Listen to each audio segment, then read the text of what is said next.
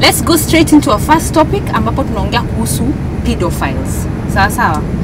Pedophiles ni watu ambao wanadhulumu watoto wadogo kimapenzi.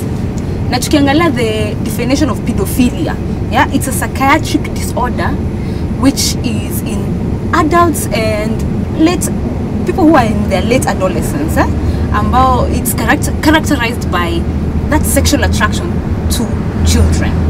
Okay, that's the definition. But when you look around now, even in Kenya, because the cases are very high, do you think that it's just a mental problem only, or is there more? In most cases, these issues, they are taken to court, but it's like nothing is being done. So people outside there are taking advantage of that. Zoni mtu akona akili timamu anashika mtoto na kuna watu wazima.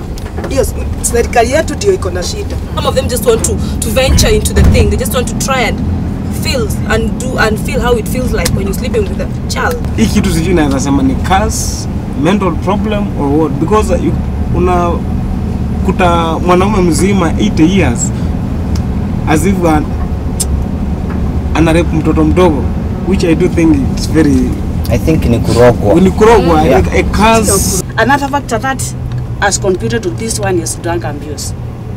Me, I would rather than drug peddlers wachukuliwa watu wakali sana. Watu hawaogopi Mungu hata kidogo. Tumefika pahali ni kama tuko Sodom na Gomora. That's true. Hakuna kitu tunaogopa Mungu hata kidogo. Na sisi wazazi pia tumekosa kuelimisha watoto ni mzuri kuogopa Mungu. Ukipatikana umedefile mtoto, it's a life sentence. Do you think that's enough, madam? Inclusive of the life sentence, should also go through the same thing. There's no way that you can go take a small child, honestly, in your right mind, you're an adult, you akili yako inafanya kazi, you go take a child, sleep with her or him, and then you tell me that you're okay, you're gonna get a lawyer to come and defend you. Actually, this person should not even be given lawyers at all. Angalia some traits or characteristics ambazo zinaweza kusaidia ku-identify ya kwamba mtu maybe ni pedophile or not. As there some things rather unaweza kuona mtu akifanya ushuku. Unajua kuna wanaume pale msano unapenda ukana watoto sana. Unapenda kuita watoto kwa nyumba, kuzeni tukule nini. Unapenda kuna vile unaweza shuku mtu. This era of boarding schools, you might see a father wants to go to visiting house and he doesn't want the mother to accompany. He goes to a supermarket, he shops mpaka sanitary towels. Is that money normal? That could be a symptom. And I disagree on that. Yes.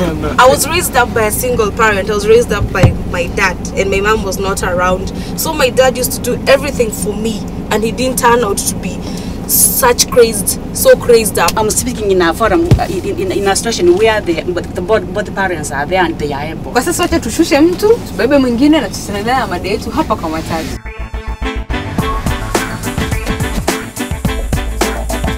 Consider ni watu gani nakaa nao. You end up to depend on those. Kama ni wanawake, mabibi za watu, watoto na vitu kama hizo. Kama ni watoto, yeye ana end up have sex na watoto. And another one that you may just keep in mind ni ukiuliza mtu what they think of a child or children, if it's a man, anze kuambia they are angelic, they are amazing. Atumie exaggerated words, very colorful words to describe children. Hapa kuna shida kidogo, sawa? Kwa sasa let's watch a small insert tumeprepare ikiwa na maelezo zaidi. Tutaendelea na hii mada yetu.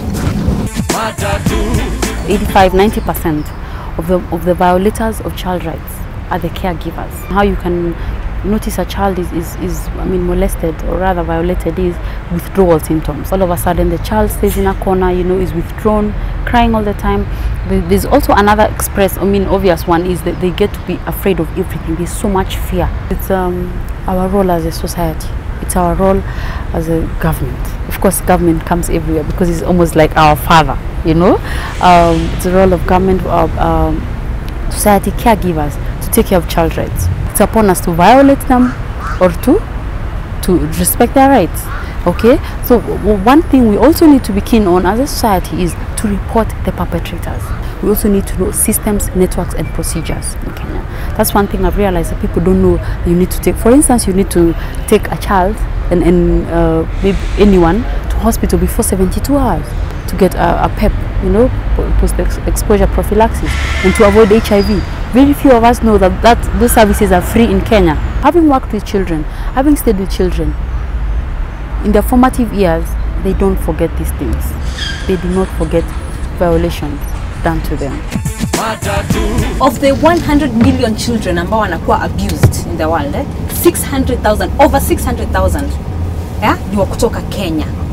Okay? Sex tourism saizi ndo very booming. Those Westerners who are pedophiles are coming to our country to take part in sexual tourism. So, do you think enough is being done to protect and safeguard our children? Okay, I don't think the government is doing what it's supposed to do. And we should not just sit and wait for the government to act. We should take responsibility as a society, take care as parents first of all. Always look after our children, because at times parents are so ignorant of their children.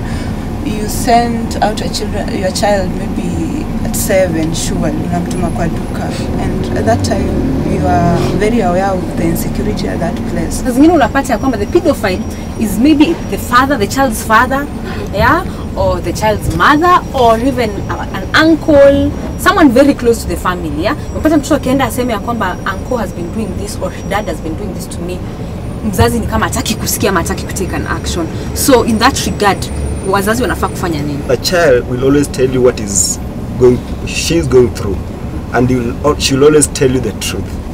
If it's not the truth, then there must be something that maybe is cooking. So you need to take precautions. Don't put too much trust in people. Don't. Okay. In conclusion, what punishment should the pedophiles receive? Such person, mimi naona ni kuuliwa to instant. They deserve to be cancelled by a society. We need to be, somebody must raise up and impact moral values into the society.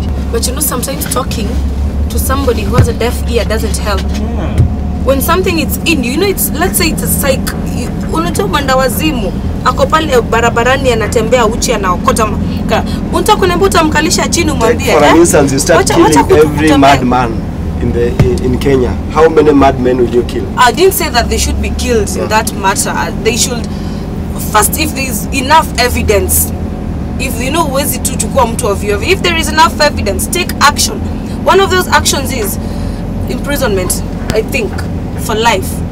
Much awareness in the society that this is what's happening and this is what should be done. People should be vigilant with their kids, so that people know that there are those guys who are bad who want to do this. Should we also have a list of pedophiles, so that if you see this person, there are pedophiles? Being cautious, training our kids to be cautious of the environment, because it is always insecure at all times. Yeah, and if I may add to that, sex education should start as early as possible.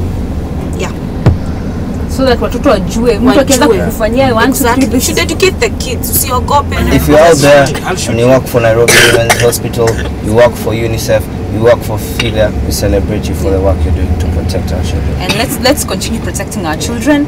Stiff penalties were put in place to these pedophiles. A lot needs. And if you are pedophile and watching this show, shame. Uende ujinyonge sahi kabla huyu akushoot. Alright, sasa hayo ndo maoni ya watu hapa kwa Matatu. Kwa sasa we are going to the streets kupata kusikia watu wana nini ya kusema. For those men who are caught defiling kids, when they are taken to jail, some even get out of jail without even going through any punishment. So the only punishment I think those men can go, it's I think they can be sentenced to death. Should actually get a very severe punishment, otherwise they should be castrated. Kulingana ile sheria iliwekwa, sasa itiliwe maanani kabisa, ili watu wajifunze na wakiingia kwa hiyo tabia. Sasa mtu mwingine akisikia mwingine amejiweka kwa hiyo tabia, na ile sheria alichukuliwa, yeye mwenyewe atajishughulikia yeye mwenyewe na asijiigize kwa hiyo mambo. Hiyo watu wanafanya vibaya sasa kurepu watoto kama na watu ni wengi. By the ni mbaya. Hiyo sasa ni kama unaua. Kuna madem wengi huku mtaani wenye hata hawana mabwana. Kwa nini wasiende kwa hao hao madem ama wamama? Those are our friends from the streets. Kama unataka pia kutoa maoni, simama tu hapo nje ya gate yako, tunazunga tukichukua watu kwa main street. Kutoka sahi. But right now we are going on for a commercial break. We'll be right back.